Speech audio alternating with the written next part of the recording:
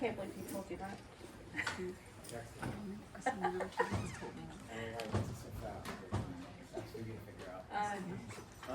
All right, how y'all doing? Come on, get a little more excited than that. We're on to week 4 now.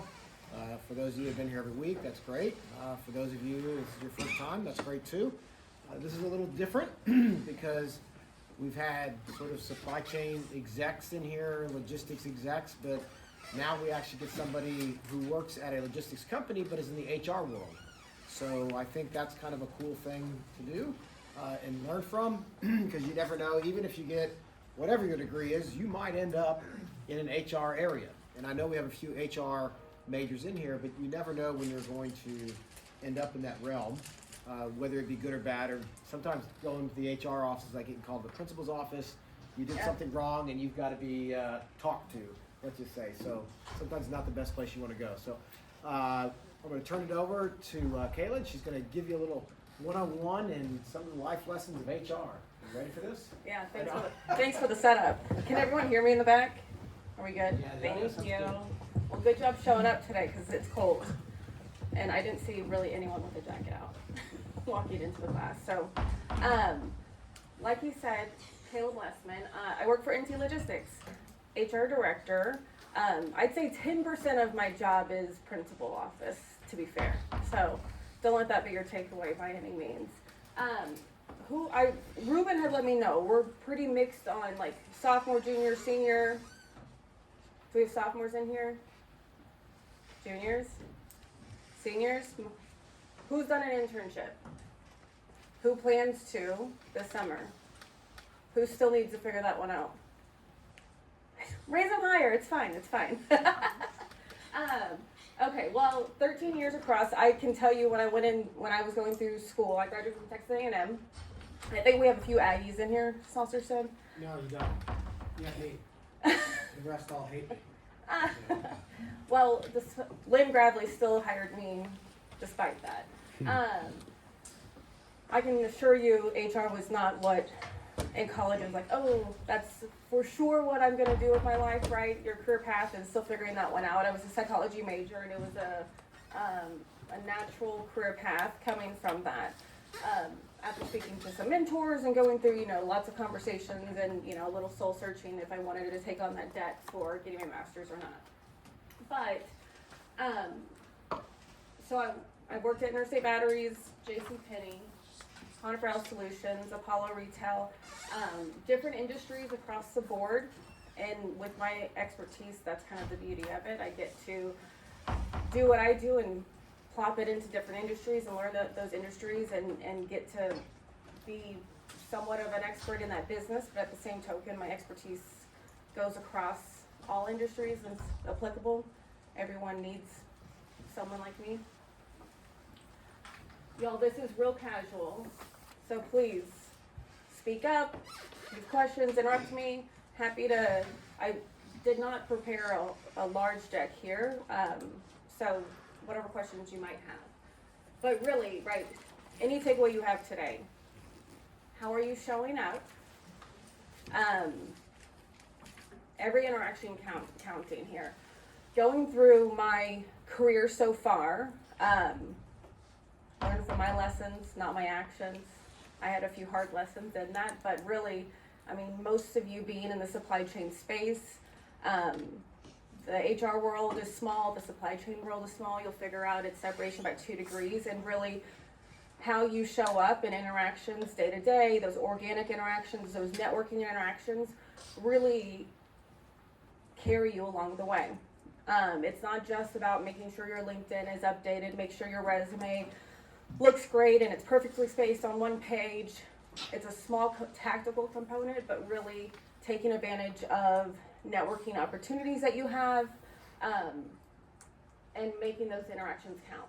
So we'll dive a little into the tactical components between maybe, interviewing, networking. We can go through internships, career paths themselves, but certainly how you're showing up is I'm hoping the takeaway for today.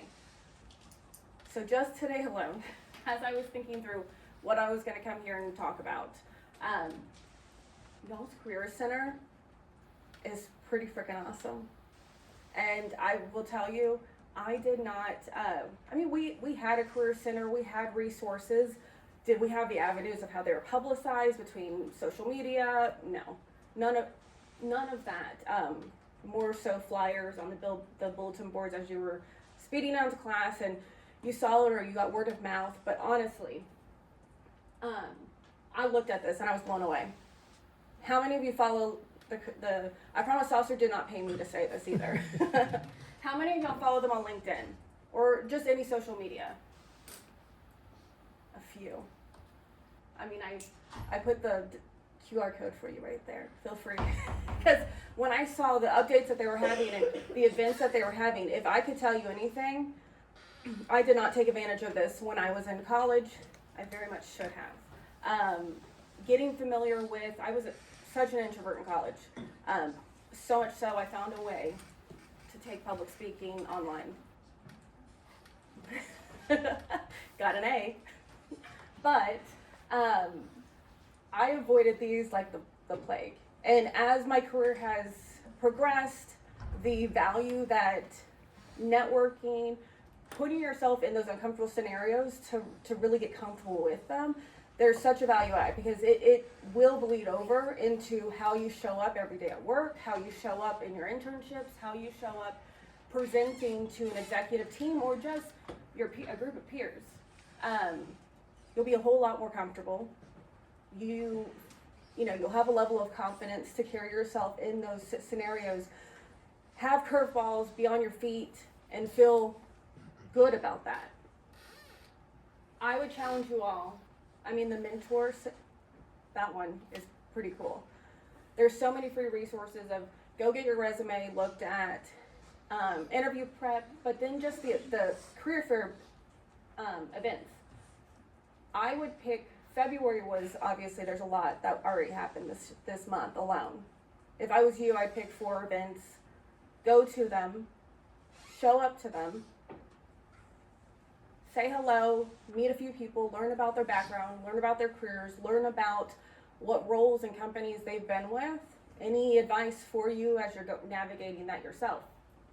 This etiquette dinner, 100%. That would be on the top of my list. Coming to it now, how just normalizing those interactions, because you might have, even in your internships, right? Like a company happy hour, the CEO is there, the CFO, holding yourself in there, being comfortable, just having a really casual conversation, and you're gonna walk away still with some value add information. They're gonna know your face, they're gonna know your name, they're probably gonna ask you, hey, how's your internship going? What are some takeaways you have so far? So giving them, having that conversing and not being afraid to have those kind of conversations and being comfortable in those settings is so crucial. Outside of, you get a free dinner. I promise, he did not put me up to this. But I was really blown away. So I wanted, really, showing up in these scenarios I can't emphasize the value that you're gonna have showing up here versus just sending off your resume on LinkedIn. Okay. Y'all feel free to stop me anytime. So getting to the interview. Your resume, of course, is an important piece of that. But no one is asking you to have this mile-long resume of achievements. I can tell you, those that have, we'll go into that the next slide, as far as those that have the mile-long achievements compared to the ones that show up really well and how they compare. But updating and having an active LinkedIn is a must. In this world, that's where your main source of recruiting is going to be. Recruiters are reaching out, they're constantly filtering talent from there. Having your LinkedIn updated, key achievements, having your resume readily available there, it's gonna pull, because a lot of recruiters, y'all are familiar with the algorithms, they're pulling information for keywords and experiences, locations along with that, and they're looking proactively through that. But I know there's a lot of different, handshake is one. Even if you don't have an updated LinkedIn, even if you don't land an interview from LinkedIn, someone's gonna be looking at your LinkedIn. You're going to a hiring fair, you meet someone, hey, that guy was really impressive, that girl really seemed polished, she seemed great. They're gonna look you up on LinkedIn. It's like Facebook, right? Like, it's the avenue that they're gonna find you, see what you've done, see how you show up there as well. Being proactive. I still tell people this when they're in the field of searching for a new role. They could be 10 years into their career. Being proactive, and how are you showing up to stand out? Go out there. It's not the only avenue. Apply for these jobs. Great. Take it a step further. Look at people that are in that organization. Look for recruiters that are in that organization. Send them an email. Say, hey, just apply to this role. Here's a little bit about my background. I would love to send you my resume. I'm really interested in this job because of X, Y, and Z. Short and sweet. You might get one response out of 15, but you're gonna be seen. Okay. As far as the resume goes, going back to your LinkedIn, tailoring it for the job that you're applying for. Having 5 different iterations of your resume, there's no shame in that. You want to make sure, because as a recruiter, if you're applying for a job, you're going through the system, hundreds of people are going applicants, they're having certain criteria to filter those out. They can't look at all of them. On average, a recruiter looks at a resume for 6 to 7 seconds. That's nothing. You want your resume just make sure it looks polished. Have your experiences there. If you can have some quantitative data in there, as far as results driven, it could be from a organization itself that you had on campus. It could be from a job you had. And this could be an hourly frontline working job. Quantitative results of what you did, because they're gonna say, hey, I saw that on your resume. Tell me a little bit about that. How did you achieve that? What did you do to get there? What were some barriers that you had to overcome?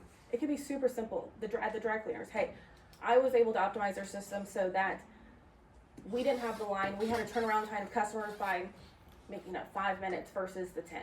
I was able to cut that down half by just recommending these ideas to the owner. It's something super simple, but it's to show that you have critical thinking. It's to show that you can apply that every day in different scenarios, and you can think outside the box. You're okay asserting yourself into a problem that maybe wasn't given to you, being super proactive and taking initiative. And then, let's see, preparing for screening calls. Treat those just like they are an interview. So you're going on a screening call, the recruiter calls you, and he's, hey, let's set up some time Thursday at 2 o'clock. Great. It's not over Teams. They have no idea. You could be in your sweats, in between classes. You could be in the hallway. Be prepared for that screening call. Making that impression with them is the way you get into that interview with the others. Have questions for that recruiter, just like you would at an interview. I can't tell you how many times I have a call screening a candidate. Hey, what questions do you have for me? Well, nothing right now. Okay, no problem. I can tell you the person that stands out and shows up a whole lot better is the one, hey, tell me a little bit about your time at NT Logistics. What do you feel like is the most value add for this role of someone coming in with their experience? How do you think this role could drive change? What do you think the career path looks like for that role? Guys, Google, ChatGPT those. Those are easy ones. You want to have a few in your back pocket. Elaborate on that.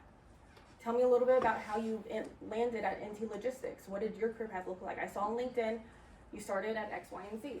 Converse with them. Show curiosity in that. You're going to stand out better than, I can tell you, like 70%.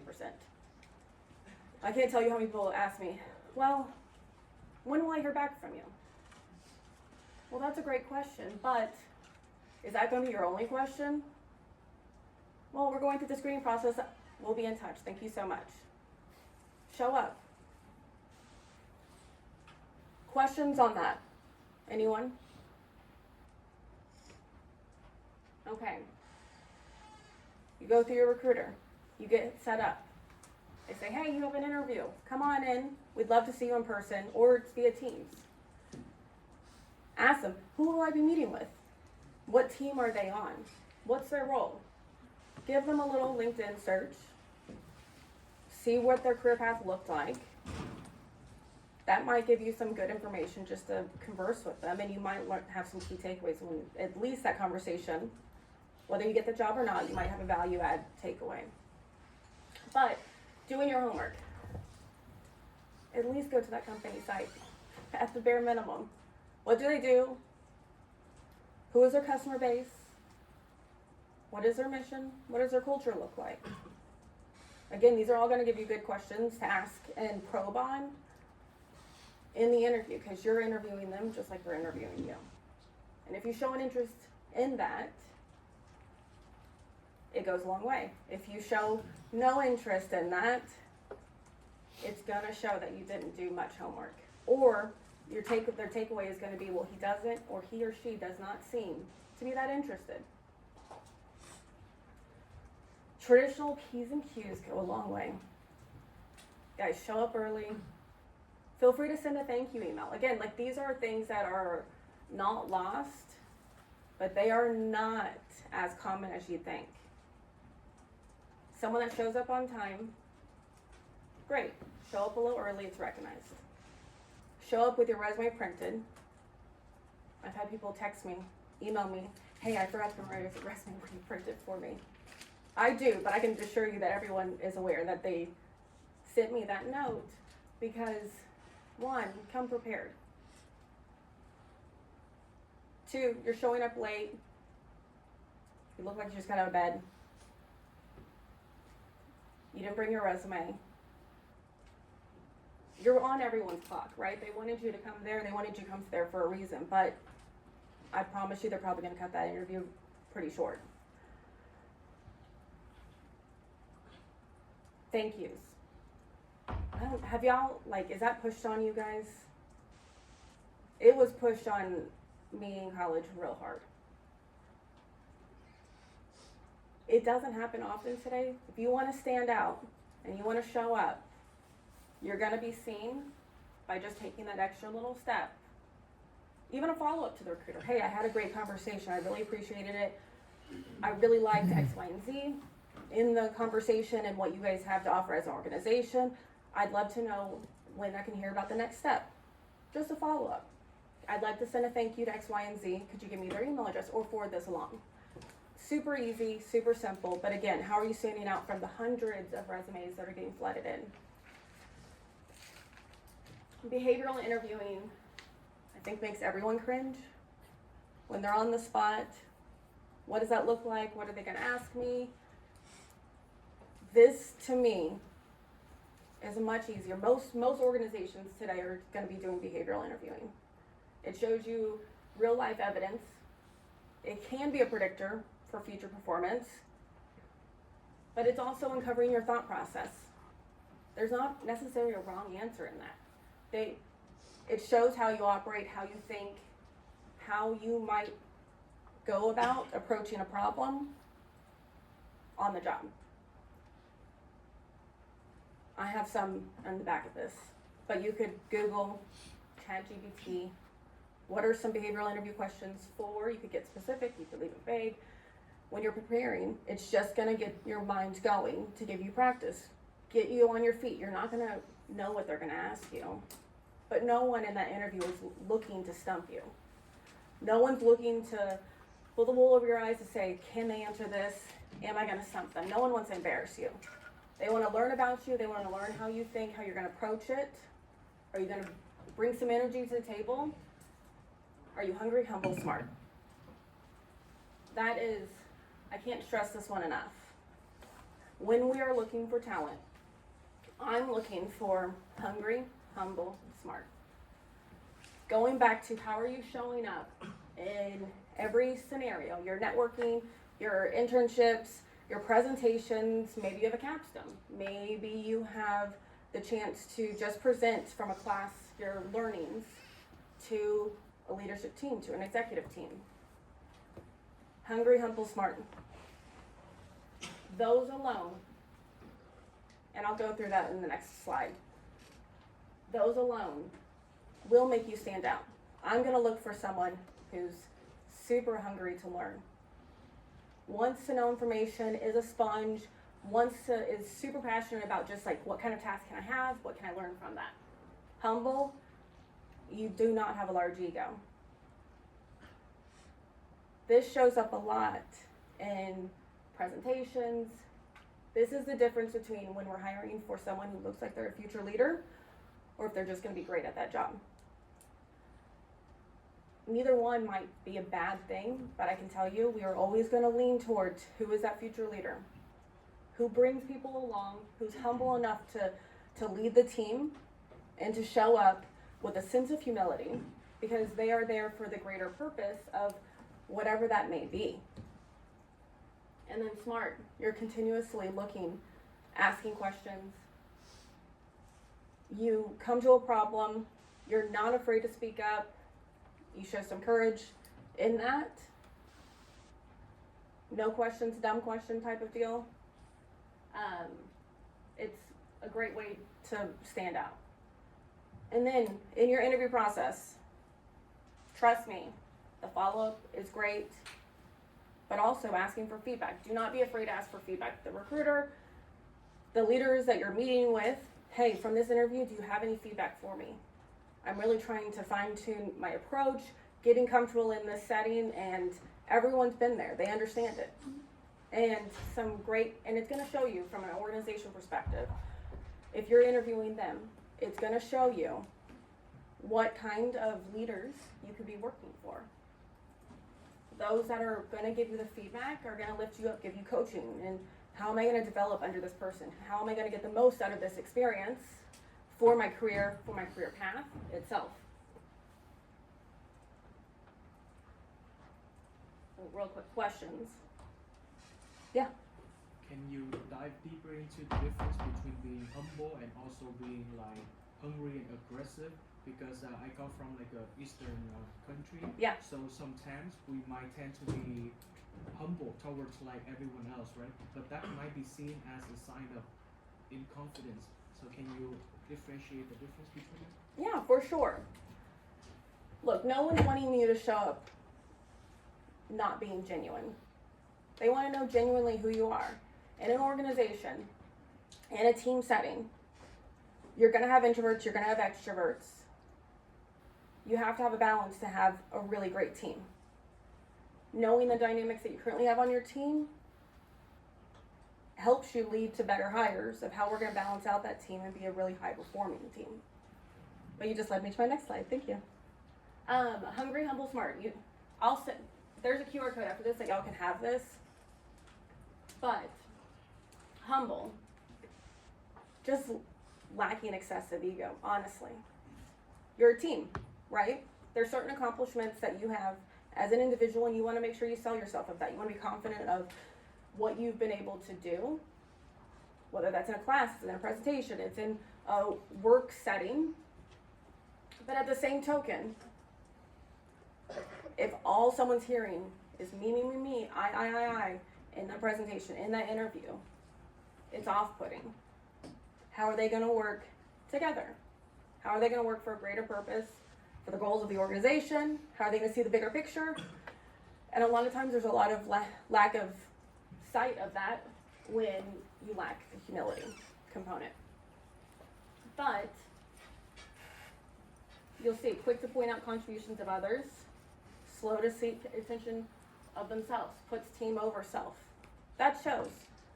You're never going to cut yourself short, but you can, showing up in a way that you have humility, but you can still have confidence, and you can still showcase what you feel like you bring to the table.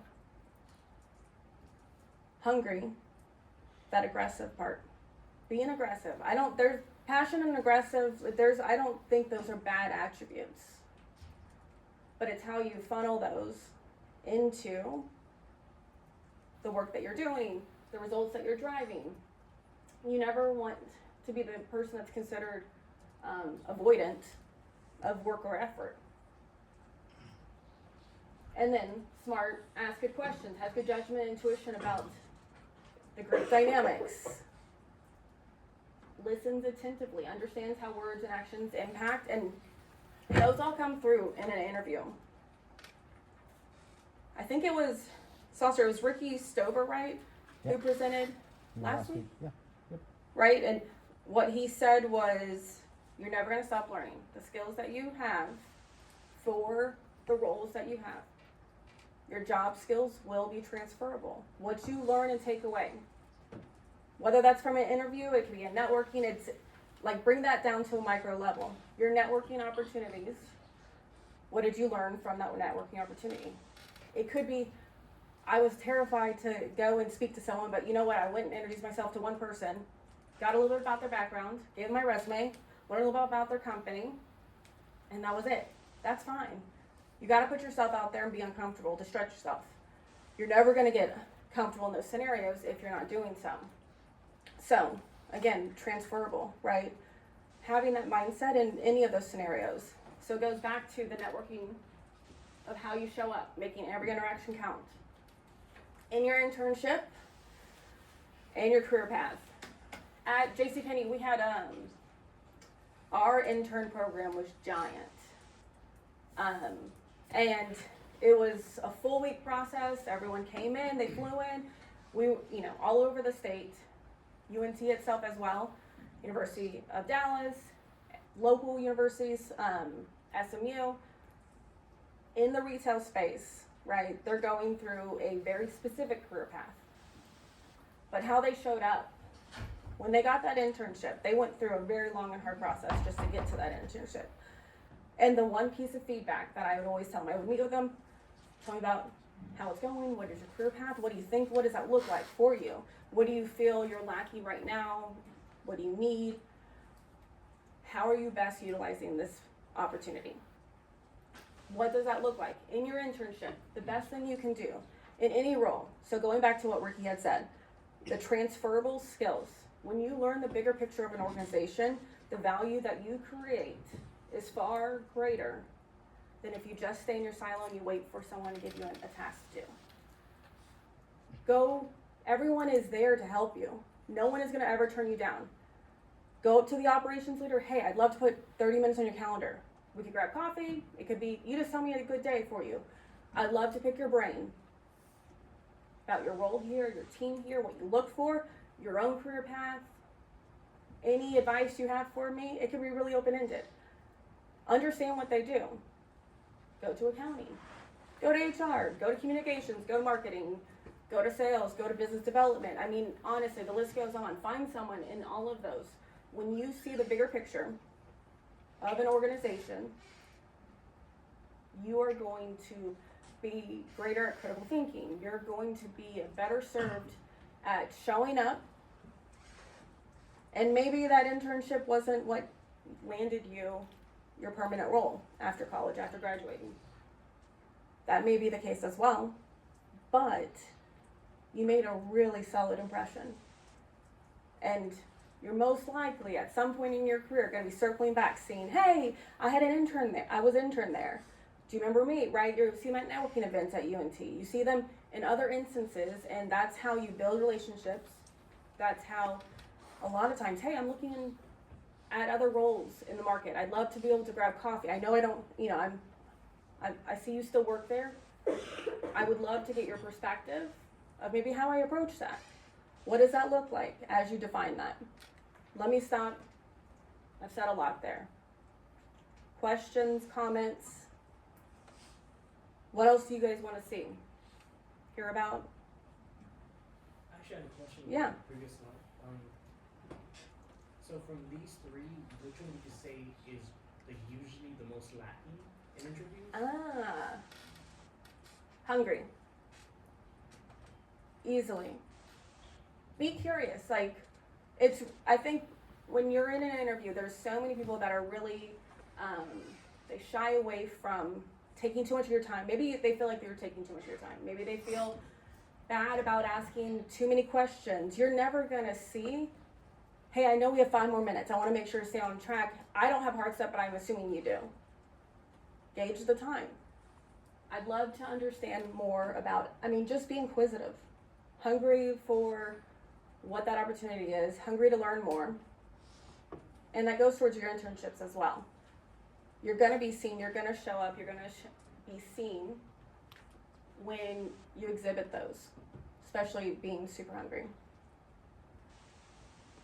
You might get some opportunities passed to you on your desk to say, oh, we don't usually give this to an intern, but you're super hungry, you're showing a lot of interest in this, we'd love to be able to give you this opportunity, or maybe, hey, I'm going to connect you with so-and-so. It just leads organically, showing that natural curiosity. Again, also Yeah. to the previous point, how you said to always kind of ask questions during the interview. Yeah. Is there any questions you shouldn't be asking? Or Be thoughtful. That's it. Like, look, at the end of the day, no dumb question. No question's a dumb question. You're gonna look better by being inquisitive versus saying, well, I don't have any questions, thank you so much. You're going to be prepared. If you did your homework, you're going to have plenty of good questions. Do your homework, look into the organization, look into who you're meeting with, look into their career path. Tell me about the obstacles that you've recently had. Ask me about market trends.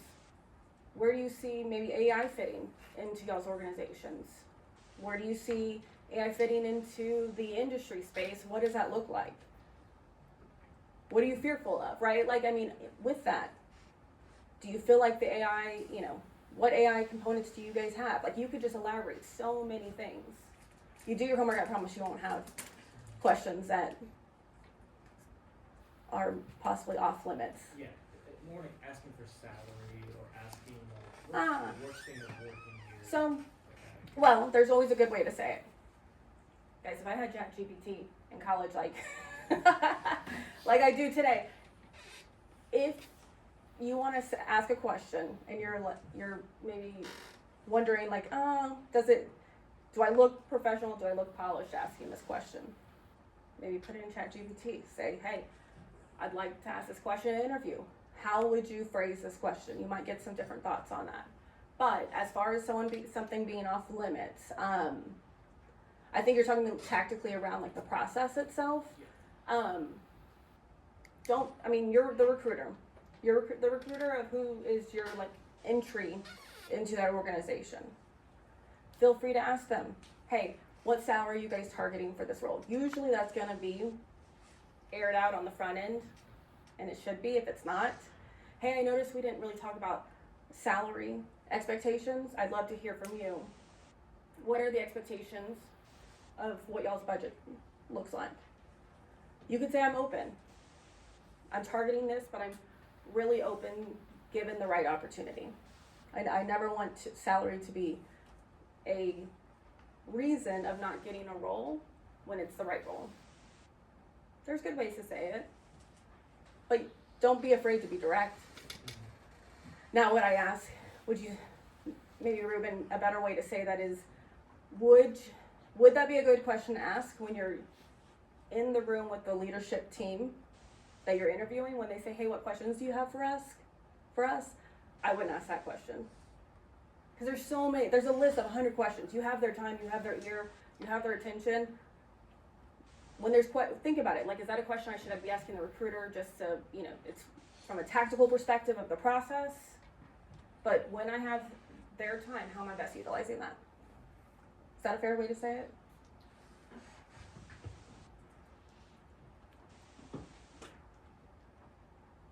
Anything else on this? What other questions? Oh, yeah. Can you give an example of a time you yourself have used these concepts in your own career? Which one? All of them? All of them? Yeah, Especially, more particularly hungry, smart, and humble, but really just anything you've taught me. Absolutely. I would say most roles, all the roles I've landed,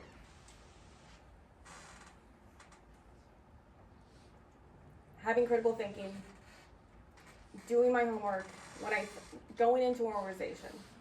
But am I showing up like this? I sure hope so. I should be showing up like this every day. Am I thinking outside the box? Am I asking? Am I curious? Am I learning? Am I constantly looking to try to maybe push the needle or learn more that's going to better serve me of how I do my role better. But I'm trying to think like specifically, it's more towards the behavioral questions, right? You're going to get behavioral questions. Tell me about a time. Tell me about a time that you failed. What is your biggest opportunity, would you say? Or what would maybe your previous leader say about the opportunity, that your biggest weakness? This is going to show up in how I answer that question. This is more the how I answer what I'm saying versus being super, make sure you're hitting these, but being genuine yourself, you're going to. So that behavioral question, absolutely my greatest weakness, administrative tactical components of a role. You tell me to do my expense report, I am dreading the expense report at all times. I do not want to submit that email, making sure, well, how I overcome that. You know, I set time every week to make sure I have a time block that is uninterrupted, 2 hours, you know, every Tuesday and Thursday. Be specific. I answer those emails. I do make sure from an administrative component, I've dotted my I's, checked my T's on those. Is that where I get the most passion? No, but is it super critical that I'm